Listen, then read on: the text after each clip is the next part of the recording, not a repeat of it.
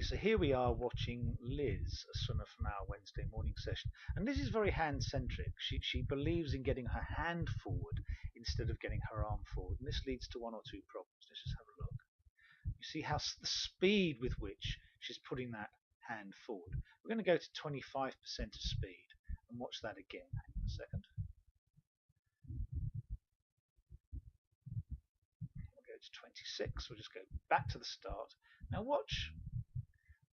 Liz's hand comes forward and it crosses over the centre line. We'll stop this just as she's about to go in on that hand. Get a straight spine, as straight as we can. You can see Liz has really come, because she's flung her arm round, she's come past the centre line, and all that hand now can do is come back from that centre line. If you go there, it has to come back into the catch position, and this movement is sideways and it's non-propulsive, and all it can do is push you sideways. So that is a wasted movement going that far. Instead, Liz should have an extended hand in line with her shoulder. The other hand has virtually finished its stroke, you'll note, and the other arm's completely back to her hip, and she's not really had a chance to get hold of the water. Let's just go on to the next arm. And here we've got a trace, and you'll see how fast she flings that arm around to try and get it there. But because she's flinging it so fast, it goes past the centre line and past where it should. And it's that hand-centricness. The arm should be brought forward from the shoulder and the top arm, not from the bottom arm. If you use the bottom arm, what you've effectively got, I'll show you in a second. See her bending round to try and catch up with that arm. And it's effectively like having a weight at the end of your arm. You've got this huge weight which is called a hand, and you take that and then you drive it forward and drive it all the way round to that sort of position. And that just doesn't work, unfortunately. It also creates one or two other problems that we can show you from below the waterline.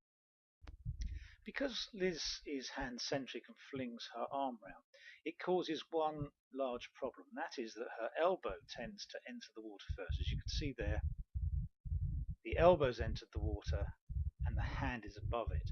Now in swimming, we always want the hand and the wrist below the elbow. We never ever want it the opposite way round. And as we continue this, because the elbow's low, it stays low throughout the stroke. You can see that that now is pushing down.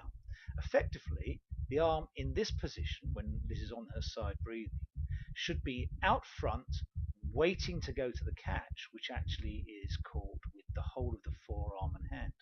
But because Liz now is driving down, the only thing that can do is force your arm across your body. And there it goes. You can see that classic cross position that's going to happen again with the other hand. And still, whilst Liz is still slightly on her side, this arm should be forward and not down in that position. See, the elbow comes in first. And we're just going to look at the other arm now. You can see that does actually come in hand first with the elbow slightly behind it. It's still very flat, and it continues to be flat, which is pushing downwards, and her arm in total is straight at this point.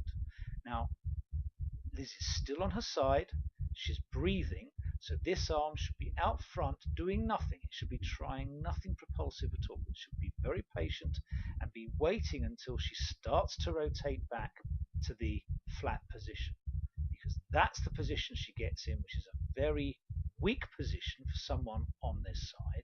You can see all these bubbles, which means she hasn't grabbed the water, and it's bad for the shoulder with an arm this long in a weak position driving back against water.